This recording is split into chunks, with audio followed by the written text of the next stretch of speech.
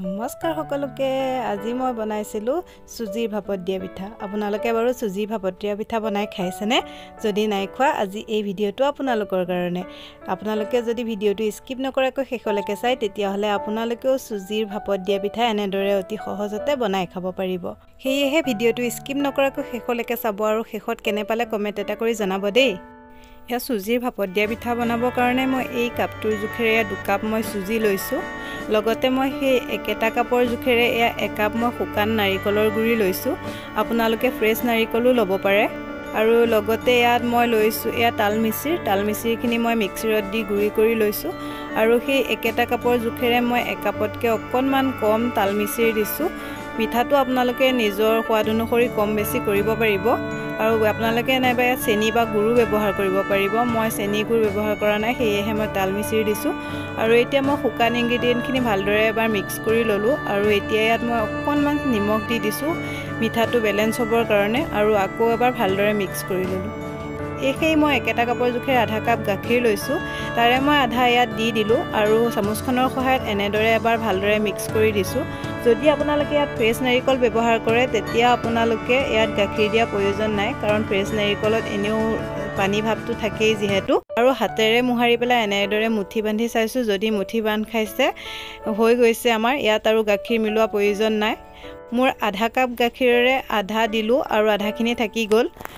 এতিয়া আমি এইখিনি ঢাকি 10 মিনিটৰ কাৰণে ৰাখি দিম ফালে মই গেছত এটা সসপেন পাতি লৈছো আৰু সসপেনটোত মই জুখমতে পানী দি দিছো মগটোৰে দুমগ দি দিছো ইয়াতকে বেছি দিব নালাগে যাতে সসপেনটোত আধা হৈ থাকে পানী তাৰ পিছত মই এনেদৰে এখন ফুটাৰ কাপোৰ লৈছো কাপোৰখন মই এনেদৰে ডেক্সিটোৰ মুখখনত ধুনিয়াকৈ বান্ধি দিছো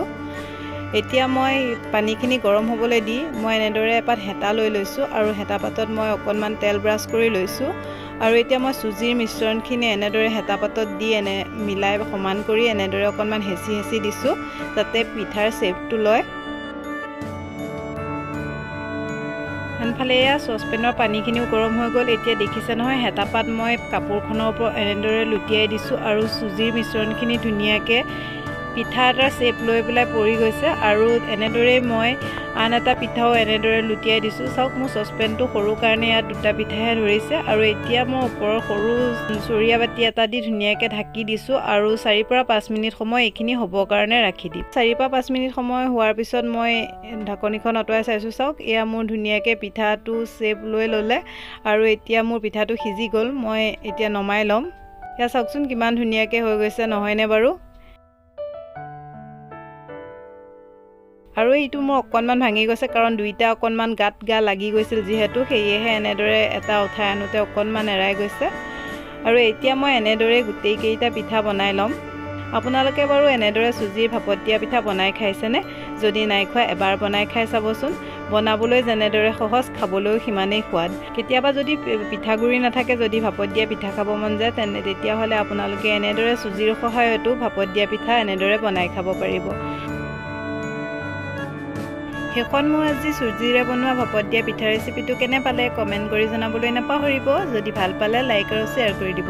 যিসকলে এতিয়াও মোৰ চেনেলটো সাবস্ক্ৰাইব কৰা নাই প্লিজ চেনেলটো সাবস্ক্ৰাইব কৰি কাষতে থকা বেল আইকনটো টিপি নটিফিকেশনটো অল কৰি ল'ব তেতিয়া মোৰ আহিবলগীয়া নতুন ৰেচিপি ভিডিঅ'ৰ নটিফিকেশনসমূহ পাই থাকিব আকৌ লগ পাম নতুন এটা ৰেচিপি ভিডিঅ'ৰ সৈতে তেতিয়ালৈকে ভালে থাকক সুস্থ থাকক আজিলৈ বাই বাই